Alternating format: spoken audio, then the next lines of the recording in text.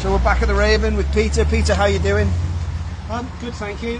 We've come a long way since we started this all off. Still got one fairly big hurdle to get over. We spent nearly 4 years saving the Raven. Now it's a final push to preserve the long-term future of the Raven. So how are we going to do that? We need to raise an optimum amount, £243,000. Right.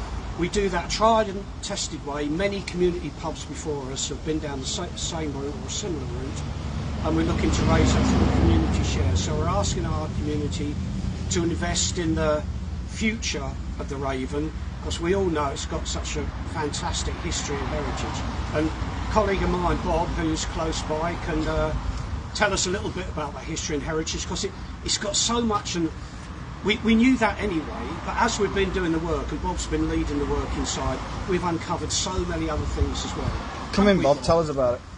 Right, well here, this is great. What we got is an original Tuit ale bottle from the Burtonwood Brewery, from the Raven. It's a fantastic find.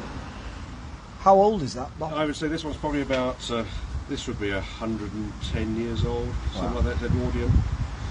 The key stuff we found inside, we've actually found the foundations of the old mill. It was a water mill. And that was probably a water mill at the early part of the 16th century, when Henry Shaw was the first miller of Little Mill. Mid-16th century, the mill was converted into an inn. It's the Raven Inn. It was referred to as the ancient hostelry, the Raven Inn, in the 1760s, when the building was sold, and it was sold to John Lyon.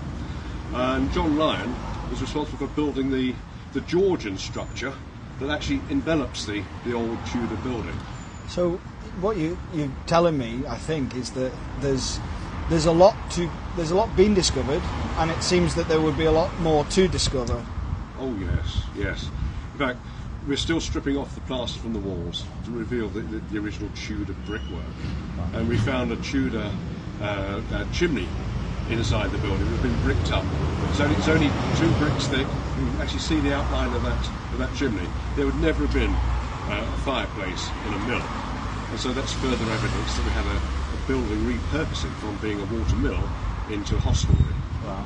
So it's absolutely key then that you get this investment on board, and you want to do it through the community. And what's the plan with that, Peter? Absolutely. The plan is we launched it midway through October, the community shares offer.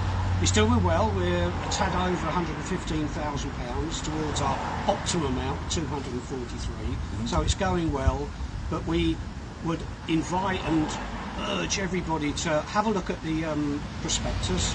You can find it via the Warrington Worldwide website. We've got a Facebook page. We've got www.theraveninn.org as a website as well. So we've got ways that people can access information. Please access it. Do have a look, as well as investing in the future history and heritage of this fantastic building. There are benefits. Everyone who buys shares becomes a member of the cooperative running the Raven, so you get a chance to have a say in the future of this building. There's between 30 and 50% tax relief on the investment, so there's a good incentive there. Anyone buying a certain amount of shares will get 10% off food and drinks at this place in the future, so that's another good one. So there are benefits as well. The main benefit, in all honesty, is getting this place up and running as a pub and preserving its long-term future.